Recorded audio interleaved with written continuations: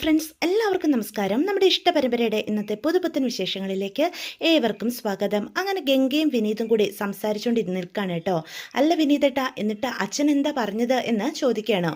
ഓ, അത് പറയാത്തതാ ഭേദം ഗംഗ എന്ന് പറയാ. കാര്യം പറ. തിരുവനന്തപുരത്ത് ചെന്ന് അവിടെ സ്ഥിരമായിട്ട് താമസിക്കുവാണെങ്കിൽ അവിടുത്തെ സ്കൂളുകളിലെയും ഹോസ്റ്റലുകളിലെയും ഒക്കെ യൂണിഫോമത്തിനുള്ള തയ്യലൂടി മേടിച്ച് തരാമെന്ന് പറഞ്ഞു. പക്ഷെ അവിടെ നിന്ന് തയ്ക്കുന്ന ഒരാളെയാ അവർക്ക് ആവശ്യം എന്ന് പറയാം. അത് നല്ലതല്ലേ എന്ന് ഗംഗ അപ്പോൾ വളരെയേറെ സന്തോഷത്തോടു കൂടി ചോദിക്കാം. നല്ലതോ? ഗംഗ എന്താ പറഞ്ഞു വരുന്നത്? അല്ല, നമ്മൾ എന്തായാലും തിരുവനന്തപുരത്തേക്ക് താമസം മാറ്റാനായിട്ട് പോവാം. അങ്ങനെയുള്ളപ്പം തിരുവനന്തപുരം പോലൊരു നഗരത്തിൽ സ്ഥിരവരുമാനം കിട്ടുക എന്ന് പറഞ്ഞാൽ എന്തുകൊണ്ട് നല്ലതാ. ഈ ഗ്രാമപ്രദേശത്തല്ലേ തയ്ച്ച കൂലി കുറവ്, അവിടെയൊക്കെ തയ്യലിന് നല്ല കൂലി കിട്ടുമെന്ന എനിക്ക് കിട്ടിയ അറിവ്. ആഹാ, ഗംഗയപ്പം അവിടുത്തെ പറ്റിയൊക്കെ അന്വേഷിച്ചോ? അന്വേഷിക്കാതെ പിന്നെ നമ്മൾ ജീവിക്കാൻ പോകുന്ന ഒരു നാടിനെ പറ്റി അറിഞ്ഞിരിക്കേണ്ടതല്ലേ ഒരു സാമാന്യ മര്യാദ. അതുകൊണ്ട് ഞാൻ അന്വേഷിച്ചു എന്ന് പറയാം. അപ്പം അവിടെ താമസിക്കാമെന്ന് ഗംഗ അങ്ങ് ഉറപ്പിച്ചോ എന്ന് ചോദിക്കുക. പിന്നല്ലാതെ വിനീതേട്ടൻ എന്താ കാര്യം അറിയാത്ത പോലെ സംസാരിക്കുന്നേ? ഡോക്ടർ എന്താ പറഞ്ഞേ? നിളയ്ക്ക് ഓപ്പറേഷൻ പെട്ടെന്ന് അങ്ങ് ചെയ്യാൻ പറ്റില്ലെന്നല്ലേ? അവിടെ താമസിച്ച് കാര്യങ്ങളൊക്കെ നമ്മൾ ചെയ്യുന്നതായിരിക്കും നല്ലതെന്നല്ലേ ഡോക്ടർ പറഞ്ഞത്? നിളയെ തന്നെ നമുക്ക് നിർത്താൻ പറ്റുമോ? നമ്മൾ ആരെങ്കിലും കൂടെ പോകണ്ടേ? നമ്മളെല്ലാവരും കൂടി പോവല്ലേ ഏറ്റവും നല്ലത്? അവിടെ നമ്മൾ എവിടെയെങ്കിലും പോയി താമസിക്കണ്ടേ? അല്ലാതെ നമുക്കൊന്ന് ഫ്രഷ് ആവണമെങ്കിലോ ഒന്ന് കിടക്കണമെങ്കിലോ ഒക്കെ സ്ഥലം വേണ്ടേ വിനീതേട്ട എന്ന് ചോദിക്കാം. അവിടെ നമുക്ക് പരിചയക്കാരോ ബന്ധുക്കളോ ആരുമില്ല. ഇനി ഉണ്ടെങ്കിൽ തന്നെ 1-2 ദിവസം വിരുന്ന് പോർക്കാൻ പോകുന്നത് പോലെ ആണോ? കുറേ നാളുകൾ ത്തേക്ക് നമ്മൾ താമസിക്കാൻ ചെന്നാൽ അവർക്കൊരു ഇഷ്ടക്കേടുണ്ടാവില്ലേ? അതുകൊണ്ട് നമ്മൾ അവിടെ ഒരു വാടക വീടെടുത്ത് താമസിക്കുന്നതായിരിക്കില്ലേ നല്ലത്? അങ്ങനെ നമ്മളവിടെ താമസിക്കാൻ തുടങ്ങുമ്പം പൈസ വേണ്ടേ? അതിന് ജോലി ചെയ്യണ്ടേ എന്ന് വിനീതിനെ പറഞ്ഞ് മനസ്സിലാക്കാനായിട്ട് ശ്രമിക്കുകയാണ് ഗംഗ. ഈ നാടും ഇവിടുത്തെ കാറ്റും വെള്ളവും ഒക്കെ എനിക്ക് പറ്റുള്ളൂ, എനിക്കിതൊന്നും ശരിയാകുമെന്ന് തോന്നുന്നില്ല എന്ന് വിനീത് അപ്പോൾ ഒരു നിരാശയോട് കൂടി പറയാണ് കേട്ടോ. ഗംഗ ഇത്രയധികം എക്സൈറ്റ്മെൻറ്റിലാണ് തിരുവനന്തപുരത്തേക്ക് മാറാനെന്ന് നമ്മുടെ വിനീത് പ്രതീക്ഷിച്ചിരുന്നില്ല. അപ്പം വിനീത് പറയും, ഇനി ഉള്ള ദോശയൊക്കെ ഞാനാണെങ്കിൽ ഡൈനിങ് ടേബിളിൽ പോയിരുന്ന് കഴിച്ചോളാം എന്ന് പറഞ്ഞ് അടുക്കളയിലേക്ക് അങ്ങ് പോകാൻ തുടങ്ങുക. അപ്പോഴത്തേക്കും ഗംഗയ്ക്കും എന്താ പോലെ ആവുകയാണേ. വിനീതേട്ടൻ അപ്പോൾ ഒട്ടും താല്പര്യമില്ല എന്ന് ഗംഗയ്ക്ക് മനസ്സിലാവുകയാണ്. എന്തായാലും ഈ നാട്ടിൽ നിന്ന് പോകണമെന്നുള്ള തീരുമാനത്തിൽ തന്നെയാണ് നമ്മുടെ ഗംഗ. ഇതേസമയം കാവേരി പോലീസ് സ്റ്റേഷനിൽ പോയി ജയപാലനെതിരെ ഒരു പരാതി എഴുതി ായിട്ട് ചെന്നിരിക്കുകയാണ്.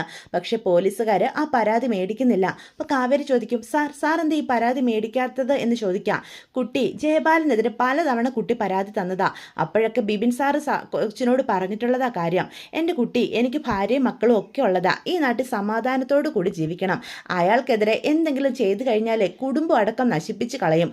പാമ്പിൻ്റെ പക അയാൾക്ക് എന്ന് പറയാം. സാർ, ജനങ്ങൾക്ക് സഹായം ചെയ്യാനും സേവിക്കാനും വേണ്ടിയിട്ടല്ലേ ഈ പോലീസ് സ്റ്റേഷൻ ഇവിടെ തുറന്നു വെച്ചിരിക്കുന്നത്, അല്ലാതെ ജയപാലനെ പോലെയുള്ള മുതലാളികൾക്ക് ജോലി ചെയ്യാനായിട്ടാണോ എന്ന് കാവേരി ചോദിക്കുക.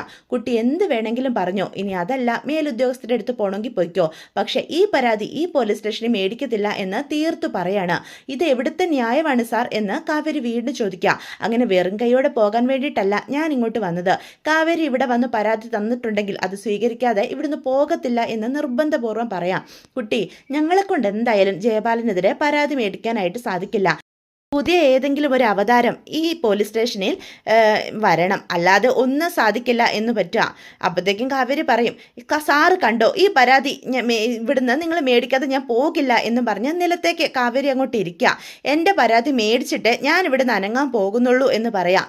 ഇതേ സമയം ഒരു പോലീസ് വാഹനം പോലീസ് സ്റ്റേഷനിലേക്ക് വന്ന് നിൽക്കുകയാണ് കേട്ടോ.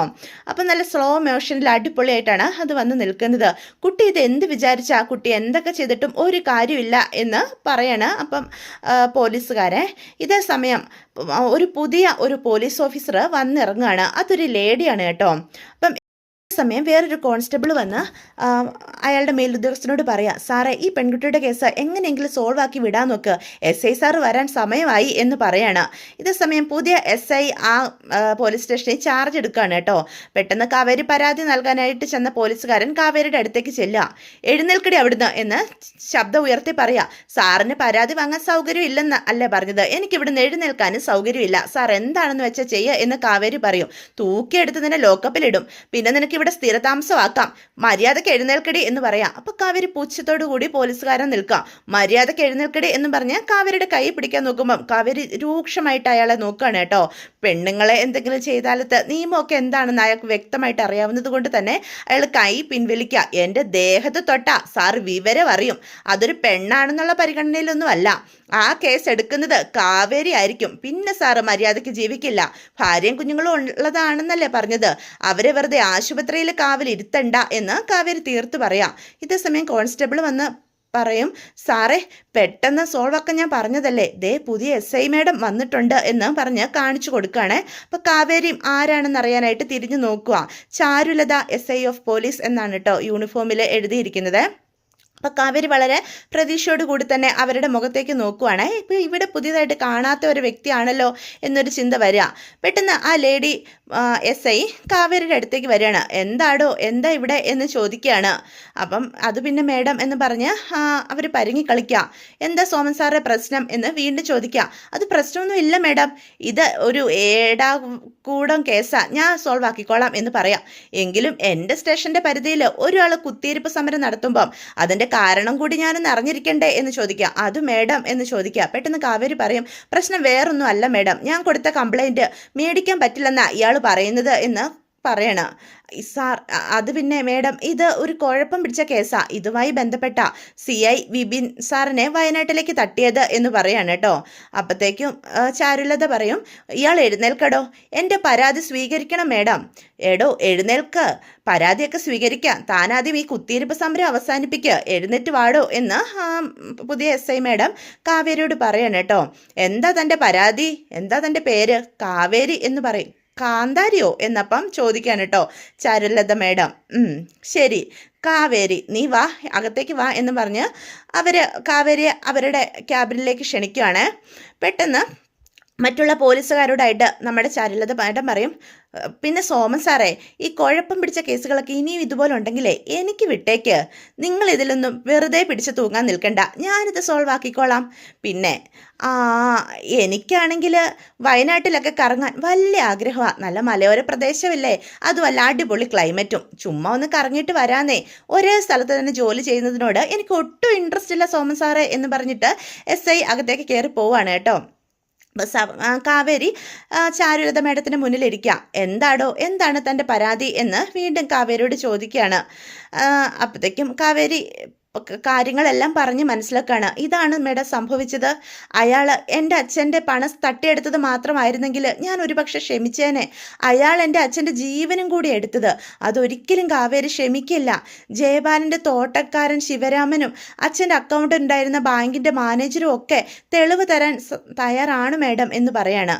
പെട്ടെന്ന് ചാരുലത ഒരാളെ വിളിക്കുകയാണ്, ആ സോമൻ സാറെ ഇങ്ങ് വിളിക്കുക എന്ന്. അപ്പോൾ വരുന്ന കോൺസ്റ്റബിളിനോട് പറഞ്ഞയക്കുകയാണ് കേട്ടോ. 5 ഏക്കറാണല്ലേ തോട്ടം എന്ന് ചോദിക്കുക. അതെ മേഡം എന്ന് പറയാം.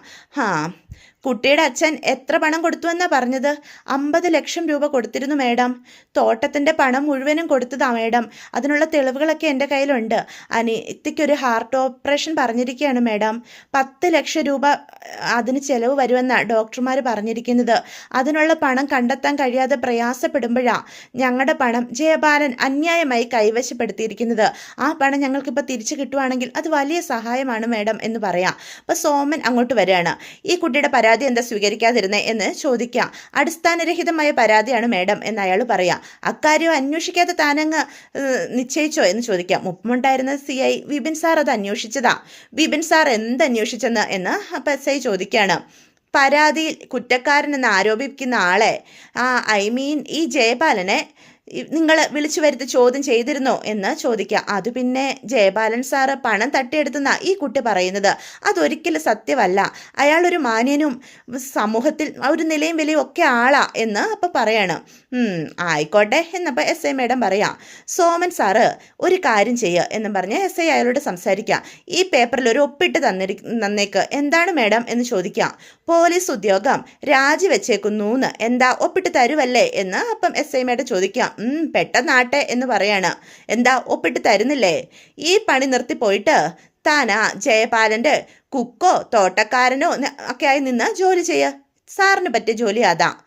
അടുത്ത മാസം മുതലേ അയാൾ ശമ്പളം തന്നോളും. മേഡം എന്താ മേഡം ഈ പറയുന്നത് എന്ന് അയാളപ്പം ചോദിക്കുകയാണ്. ഈ പേപ്പറെ സാറ് തന്നെ അങ്ങ് വെച്ചോ. ദേ മേലിലൊരു പരാതി സ്വീകരിക്കാതിരിക്കുമ്പോൾ ഈ കാര്യം ഓർമ്മ വരണം, മനസ്സിലായോ? തനിക്ക് ശമ്പളം തരുന്നത് സർക്കാരാ, അല്ലാതെ ജയപാലനല്ല. സാറ് ഒപ്പിട്ട് തന്നില്ലെങ്കിൽ ഞാൻ മുകളിലേക്ക് റിപ്പോർട്ട് കൊടുക്കും. എന്തിൻ്റെയും ഫലം ഒന്ന് തന്നെയാ. സാറിൻ്റെ തൊപ്പി തെറിക്കും. പിന്നെ വീട്ടിൽ പോയിരിക്കാം, ജയപാലൻ്റെ പാദസേവ ചെയ്യുകയും ചെയ്യാം. എന്താ, അത് മതിയോ എന്ന് ചോദിക്കാം. പെട്ടെന്ന് ആ പേപ്പർ അയാൾ മേടിക്കാം. മേഡം, പ്ലീസ് മേഡം എന്ന് പറയണം. സാറ് പൊയ്ക്കോ, കാര്യങ്ങളൊക്കെ എനിക്ക് ഏകദേശം മനസ്സിലായിട്ടുണ്ട് എന്ന് എസ് ഐ പറയണം. അപ്പം കാവേരിക്ക് പ്രതീക്ഷ വരിക. കാവേരി നാളെ ഒരു 10 മണിക്ക് ഇവിടെ ഉണ്ടാവണം എന്ന് പറയാണ് കേട്ടോ. അപ്പം പ്രതീക്ഷയോട് കൂടി നോക്കുക. കാവേരിയുടെ അച്ഛൻ തോട്ടത്തിന് പണം കൊടുത്തു എന്നല്ലേ പറയുന്നത്, അതിന് തെളിവുകൾ ഉണ്ടെന്നല്ലേ പറയുന്നത്. ആ തെളിവുകളെല്ലാം ആയിട്ട് വേണം ഇവിടെ വരാൻ, മനസ്സിലായോ എന്ന് ചോദിക്കുക. ശരി മേഡം, ഉറപ്പായിട്ടും വന്നോളാം എന്ന് പറയാം. ആ തോട്ടക്കാരനും ബാങ്ക് മാനേജരും ഇവിടെ വന്ന് മൊഴി തരണം. തരൂന്നല്ലേ പറഞ്ഞത്, ബാക്കി കാര്യം ഞാൻ ഏറ്റു. കുട്ടിക്ക് നഷ്ടപ്പെട്ട പണം തിരിച്ചു കിട്ടും. പണം തിരികെ കിട്ടുമോ മേഡം എന്ന് വീണ്ടും ചോദിക്കാം. ഞാനല്ലേ പറയുന്നത്, നമുക്ക് ഫലം ഉണ്ടാക്കാം, താൻ ടെൻഷനാകാതെ പൊയ്ക്കോ. താങ്ക് യു മേഡം എന്ന് കാവേരി അപ്പോൾ വളരെ പ്രതീക്ഷയോടുകൂടി തന്നെ ആ മേഡത്തോട് പറയാം. ആ കാവേരി, പിന്നെ എന്താ മേഡം, എന്താ എന്ന് കാവേരി അടുത്തേക്ക് ചെല്ലാണ്.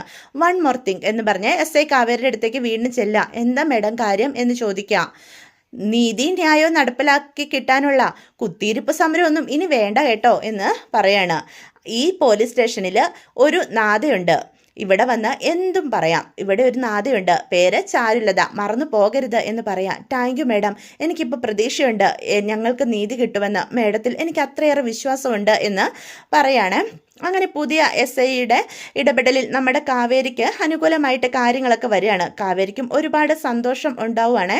അപ്പോൾ വീട്ടിലേക്ക് കാവേരി തിരിച്ചു പോകാനായിട്ട് തുടങ്ങുവാണ് കേട്ടോ. ഇതേ സമയം പോലീസ് സ്റ്റേഷനിലേക്ക് ഒരാൾ വരികയാണ്. മറ്റാരുമല്ല, നമ്മുടെ നിവിൻ എന്നിട്ട് പോലീസ് സ്റ്റേഷനിലേക്ക് കയറി ചെല്ലുക. സമയം നിവിൻ്റെ അകത്തേക്കുള്ള പ്രവേശനം കാണുന്ന പോലീസുകാർ അന്തം വിട്ട് നിൽക്കുക. ഒരു ചോദ്യവും പറച്ചിലും ഇല്ലാതെ സ്വന്തം വീട് പോലെ കയറി വരുന്നത്. എന്താടോ, ഇതെന്നാ തൻ്റെ വീടാണോ ഇങ്ങനെ കയറി വരാൻ? ഇവിടെ ആൾ നിൽക്കുന്നതൊന്നും താൻ കാണുന്നില്ലേടോ എന്ന് ചോദിക്കുകയാണ്. അതെനിക്കൊരു പരാതി ഉണ്ടായിരുന്നു, അത് നൽകാനായിട്ട് വന്നതാ സാർ എന്ന് പറയാം. പരാതിയോ? എന്ത് പരാതി? ഒരു കോളേജ് ലെക്ചറിൻ്റെ കാറിൻ്റെ ടയറിൻ്റെ കാറ്റ് അഴിച്ചുവിട്ടൊരു കേസാ എന്ന് പറയാം. കാറ്റഴിച്ചു വിട്ട കേസോ? താൻ എന്തൊക്കെയാടോ ഈ പറയുന്നത്? മഴത്തുള്ളി കേസെന്ന് പറഞ്ഞാൽ മതി, അകത്ത് പോയി പറ, മേഡത്തിന് വ്യക്തമായിട്ട് അറിയാം എന്ന് പറയാം. മഴത്തുള്ളി കേസോ? താൻ എന്തൊക്കെയാ പിച്ചുമ്പയും പറയുന്നത്? സാറ് ചെന്ന് പറ, മേഡത്തിന് മനസ്സിലായിക്കോളും എന്ന് പറയാണ് കേട്ടോ. അപ്പോൾ ആ കോൺസ്റ്റബിള് ചാരുലത മേഡത്തിൻ്റെ ക്യാബിനിലേക്ക് കയറി ചെല്ലുകയാണ്. അപ്പോൾ പ്രതീക്ഷയോട് കൂടി നിൽക്കുക. അപ്പം നിവിനെ അകത്തേക്ക് പ്രവേശിക്കാൻ അനുമതി നൽകുകയാണ്. ആഹാ, ആരിത്? എടാ നിവി, നീ പോടാ മഴത്തുള്ളി എന്നപ്പോൾ നിവിനും പറയാം. നീ വാ എന്ന് പറയാം. എടാ, എത്ര നാളായടാ കണ്ടിട്ട് എന്ന് ചോദിച്ച് ചാരുലത വളരെ സന്തോഷത്തോടു കൂടി നിവിൻ്റെ അടുത്തേക്ക് ചെല്ലുകയാണ്. അവർ കൈ കൊടുത്ത് അത്രയേറെ സന്തോഷത്തോടു കൂടി നിൽക്കുക. ഞാൻ കരുതിയതേ നീ എന്നെ 5 മിനിറ്റെങ്കിലും പുറത്ത് കാത്തു നിൽക്കുന്ന എസ് ഐ സാറിൻ്റെ ഒരു പവർ കാണിക്കണ്ടേ, ആഗ്രഹമില്ലാഞ്ഞിട്ടല്ലടാ എന്ന് പറയാം. പക്ഷെ നീ എൻ്റെ പൂർവാശ്രമ കഥയൊക്കെ പറഞ്ഞ് എന്നെ നാട്ടിച്ചാലോ എന്ന് പേടിച്ചിട്ടാ. അല്ല, തലയിൽ മുണ്ടിട്ട് കസേരയിലിരിക്കാൻ പറ്റില്ലല്ലോ. ആ പേടി വേണം. ആ പോലീസുകാരൻ കേസ് എന്താണെന്ന് ചോദിച്ചപ്പോഴേ ഞാനൊരു സൈഡിൽ നിന്ന് അങ്ങ് തുടങ്ങിയതായിരുന്നു. വെള്ള ചുരിദാറിട്ട് വന്ന നിന്റെ ദേഹത്ത് ഒരു കാറ് ചെളി തെറിപ്പിച്ചതും ഞങ്ങൾ 2-3 ഫ്രണ്ട്സ് ചേർന്ന് ആ കാറിൻ്റെ ടയർ അഴിച്ചു വിട്ടതും ഒക്കെ ഇപ്പോഴും എൻ്റെ ഓർമ്മയിലുണ്ട്. നിനക്ക് ചുരിദാർ ഒന്ന് മേടിച്ചു തന്നപ്പോൾ നിന്റെ പ്രശ്നം തീർന്നു. കാറ് പുതിയത് ലെക്ചറിൻ്റെ ആയതുകൊണ്ട് 2 ആഴ്ച വേണ്ടി വന്നു ഞങ്ങൾക്ക് 3 പേർക്കൊന്ന് കോളേജിൻ്റെ പടി കയറാൻ. എന്തുവായിരുന്നു സസ്പെൻഷൻ കിട്ടി. നീ മഴത്തുള്ളി കേസെന്ന് പറഞ്ഞപ്പോഴേ എനിക്ക് ആളെ പിടികിട്ടിയടാ എന്ന് പറയാം. അതെ, നീ എൻ്റെ നിക്നെയിം ഒന്നും ഇവിടെ പൊട്ടിച്ചേക്കരുതേ എന്ന് പറയാം. ഒരിക്കലുമില്ല, ഇവിടെ നിനക്കൊരു പവറുള്ളതല്ലേ, നീ ഇവിടെ ബലസേണ്ടത് എൻ്റെ കൂടെ ആവശ്യമല്ലേ, അതിനുവേണ്ടിയല്ല ഞാൻ നിന്നെ കഷ്ടപ്പെട്ട് ഇവിടേക്ക് കൊണ്ടുവന്നത് എന്ന് പറയാം. ഒരിക്കൽ ടൂർ വന്നപ്പം എൻ്റെ മനസ്സിൽ പിടിച്ച ഒരു സ്ഥലമാണ് പുഷ്പവാടി. എന്ത് ഭംഗിയാണ് ഇവിടം കാണാൻ. ജോലി ചെയ്യുവാണെങ്കിൽ അത് ഇതുപോലൊരു സ്ഥലത്താകണമെന്ന് അന്ന് ഞാൻ ആഗ്രഹിക്കുകയും ചെയ്തിരുന്നു. ഇപ്പം കറങ്ങി തിരിഞ്ഞ് എൻ്റെ ആഗ്രഹം നടന്നു. അത് ഇത്രയും വേഗം സാധിക്കുമെന്ന് ഞാൻ ഒരിക്കലും കരുതിയിരുന്നില്ല. ആഗ്രഹ സഫലീകരണത്തിന് പിന്നിലെ ഞാനാണെന്നുള്ള ഒരു ഉപകാരസ്മരണ വേണം കേട്ടോ എന്ന് ചോദിക്കാം. ഉറപ്പായിട്ടും ഉണ്ടാകും, നിന്നെ ഞാൻ മറക്കില്ലടാ എന്ന് പറയാം. അല്ല പറയ, എങ്ങനെയായിരുന്നു ഓപ്പറേഷൻ എന്ന് ചോദിക്കാം. ഇവിടെ ഇരുന്ന CI വിമൽകുമാറെ ആകെ പ്രശ്നമായിരുന്നു എന്ന് പറയാം. എന്തൊരു അഹങ്കാരം പിടിച്ചവനാണെന്നറിയാവോ. ഞാൻ എൻ്റെ അമ്മാവൻ്റെ സ്റ്റോറി തന്നോട് പറഞ്ഞിട്ടുണ്ടല്ലോ എന്ന് ചോദിക്കാം. ജയബാലൻ അങ്കിളും ബിബിനും കൂടി ഈ പുഷ്പവാടി മൊത്തം അങ്ങ് വിഴുങ്ങുന്നുള്ള സ്ഥിതി വന്നപ്പോഴാണ് ഞാനിവിടെ ഒരു മാറ്റത്തിന് ശ്രമിച്ചത്. അത്രയ്ക്ക് നല്ല സ്വഭാവത്തിനുടമയായിരുന്നു ആ വിപിന് എന്ന് പറയാം. നമ്മുടെ ക്ലാസ്മേറ്റ് സുധീർ ബാബുവിൻ്റെ അച്ഛനില്ലേ, ഹോം ഡിപ്പാർട്ട്മെൻറ്റിലാണ് ജോലി ചെയ്യുന്നതെന്ന് തനിക്കറിയാലോ. ഒരേ ഒരു ഫോൺ കോൾ വിപിൻ കുമാർ വയനാട്ടിലും ചാരുലത ഇവിടെയും വന്നു. എങ്ങനെയുണ്ട് എന്ന് ചോദിക്കുക. പക്ഷേ പോലീസുകാരൊക്കെ ധരിച്ചു വെച്ചിരിക്കുന്നതേ നിന്റെ ജയപാൽ അങ്കിളിനെതിരെ നീങ്ങിയതുകൊണ്ടാ വിപിന് പണി കിട്ടിയതെന്നാ. അതങ്ങനെ തന്നെ ഇരുന്നോട്ടെ എന്ന് അപ്പം നിവിൻ പറയാം. എങ്കിലേ നമ്മുടെ കാര്യം നടക്കൂ, ഈ കാര്യം എങ്ങനെയും നടത്തിയെടുക്കണം എന്ന് പറയാം. നിന്റെ ആ കാന്താരിയെ ഞാൻ പരിചയപ്പെട്ടു കേട്ടോ. ദേ കാന്താരി അല്ല, കാവേരി, അവൾക്ക് നല്ലൊരു പേരുണ്ട് കേട്ടോ. രണ്ടും ഒന്ന് തന്നെ, നല്ല എരിവുള്ള കാന്താരി, അതാണ് സ്വഭാവം. അല്ല, കാവേരി എപ്പോഴാണ് പരിചയപ്പെട്ടെ എന്നപ്പം നിവിൻ പ്രതീക്ഷയോട് കൂടി ചോദിക്കുക. ആളിപ്പം ഇവിടെ നിന്ന് പോയതേ ഉള്ളൂ. സ്റ്റേഷനിൽ ഒറ്റയ്ക്കിരുന്ന് ഒരു പിക്കറ്റിങ്ങും വഴിതടയലും ഒക്കെ ആയിട്ടാ ഞാൻ ആളെ പരിചയപ്പെട്ടത് എന്ന് പറയാം. ആളൊരു കാന്താരി തന്നെ എന്ന് വീണ്ടും പറയാൻ കേട്ടോ. അപ്പം നിവിൻ ഇങ്ങനെ ചിന്തിക്കുക, കാവേരി ഒരു പാവമാണ് ചാരു എന്ന് പറയാം. അവളുടെ സാഹചര്യങ്ങളാ അവളെ കൊണ്ട് ഇങ്ങനെയൊക്കെ ചെയ്യിക്കുന്നത്. പാവം ഓടി നടന്ന് മടുത്തു ഒറ്റയ്ക്ക് എന്ന് പറയാം. എനിക്ക് മനസ്സിലായി, നീതിക്ക് വേണ്ടി എല്ലാ വാതിലിലും തട്ടി നിരാശ ഒരു പെൺകുട്ടിയുടെ വിഷമം അത് ദേഷ്യത്തിലൂടെ അവൾ കാണിക്കുന്നതെന്ന് എനിക്ക് ബോധ്യപ്പെട്ടു എന്ന് മനസ്സിലായി. പക്ഷേ ഇത്തവണ അവൾക്ക് നിരാശപ്പെടേണ്ടി വരില്ല. ഈ ചാരുലത അവൾക്ക് നീതി മേടിച്ചു കൊടുത്തിരിക്കും, നീതി ലഭിച്ചിരിക്കും, അതുപോരെ എന്ന് ചോദിക്കാം. അത് കേൾക്കുമ്പോൾ നിവിനും ഒരുപാട് സന്തോഷം വരികയാണ് കേട്ടോ. അവർ രണ്ടുപേരോട് സംസാരിച്ച് കുറേ സമയം ഇരിക്കുന്നുണ്ട്. ഇതേ സമയം സ്നേഹതീരത്ത് വൈകുന്നേരം എല്ലാവരും ആഹാരം കഴിക്കാനുള്ള തയ്യാറെടുപ്പിലാണ്. അപ്പം നമ്മുടെ ഗംഗയും അതുപോലെ തന്നെ ശാരദയും എല്ലാവർക്കും ആഹാരമൊക്കെ വെളുത്തോണ്ടിരിക്കുക. പെട്ടെന്ന് ചോറ് വിളമെന്ന് കാണുന്ന നിലക്കൂട്ട് ചോദിക്കും. പെറോട്ടയല്ലേ ഞാൻ ചോദിച്ചത് എന്ന് പറയാം. മോൾക്ക് അസുഖമായതുകൊണ്ടല്ലേ അത് മേടിക്കാത്തത് എന്ന് അപ്പം വിനീത് മറുപടി പറയാം. എനിക്കെന്താ അതിന് അസുഖം എന്ന് വീണ്ടും എല്ലാവരോടുമായിട്ട് ചോദിക്കുക. അപ്പം വിനീത് ഗംഗയെ കണ്ണ് കാണിക്കുക. നിനക്കൊരു കുഴപ്പമില്ല മോളെ, അത് ചുമ്മാ പറയുന്നതാ. അപ്പം വിനീതേട്ടൻ ഇപ്പം പറഞ്ഞല്ലോ എന്തോ അസുഖം ഉണ്ടെന്ന്. അതൊരു ഉറുമ്പുകാലിൻ്റെ അസുഖം, ഒരു ചെറിയ അസുഖം ഉണ്ടെന്ന് ഞാൻ പറഞ്ഞില്ലേ, അതുകൊണ്ടാ എന്ന് പറയണേ. അപ്പം ശാരദ അടുത്തേക്ക് ചെല്ലുക. ദേ മോളെ, ഈ സാമ്പാർ ഒഴിച്ചാൽ ചോറങ്ങ് കഴിച്ചേ എന്ന് പറയാം. മോള് കഴിക്കുക എന്ന് ഗംഗയും പറയുക. അപ്പം നമ്മുടെ കാവേരി ആണെങ്കിൽ ആലോചിച്ചിങ്ങനെ ഇരിക്കുവാണ് കേട്ടോ, എന്ത് ചെയ്യും എന്നുള്ള രീതിയിൽ. അപ്പം കാവേരിയുടെ ഈ ചിന്തയും ആലോചനയൊക്കെ യമുന ശ്രദ്ധിക്കുന്നുണ്ട്. അല്ല കാവേരി ചേച്ചി എന്താ കഴിക്കാതെ ആലോചിച്ചിരിക്കുന്നത്? നാളെ ഈ നേരം ആകുമ്പോഴേക്കും പണം കിട്ടുമായിരിക്കും അല്ലേ കയ്യിൽ എന്ന് പറയാം. ഏത് പണമാടി എന്ന് രാധമ്മ അപ്പം ചോദിക്കുക. നമ്മുടെ തോട്ടത്തിൻ്റെ പണം എന്ന് പറയാം. ജയപാലൻ അച്ഛനെ ചതിച്ച് സ്വന്തമാക്കിയ ആ കാശ് എന്ന് പറയാം. അപ്പം പെട്ടെന്ന് ശാരദ പറയും, ആ പണം തിരിച്ചു കിട്ടുമെന്നുള്ള പ്രതീക്ഷ നിനക്ക് മാത്രമല്ലേ ഉള്ളൂ, ഇവിടെ ആർക്കുമില്ല എന്ന് പറയാം. ഇത്തവണ അങ്ങനെ അല്ലമ്മേ, ജയപാലന് പണം തരേണ്ടതായിട്ട് വരുമെന്ന് എനിക്ക് തോന്നുന്നേ. അയാളെ കൊണ്ട് ആ കാശ് കീഴിൽ കൊണ്ട് വെളുപ്പിക്കും ഞാൻ എന്ന് പറയാം. നടക്കുമോ ചേച്ചി എന്ന് യമുന ചോദിക്കാം. സ്റ്റേഷനിൽ ചാർജ് എടുത്ത പുതിയ എസ് ഐയുടെ കാര്യം ഞാൻ പറഞ്ഞില്ലേ, അവർ നല്ല ആളാ. ഞാൻ പറഞ്ഞ കാര്യങ്ങളൊക്കെ ക്ഷമയോടെയാണ് കേട്ടത്. പരാതി എഴുതിയെടുക്കുകയും ചെയ്തു. അതുമാത്രമല്ല സഹായിക്കാൻ ഉറപ്പ് നൽകുകയും ചെയ്തിട്ടുണ്ട് എന്ന് പറയാണ്.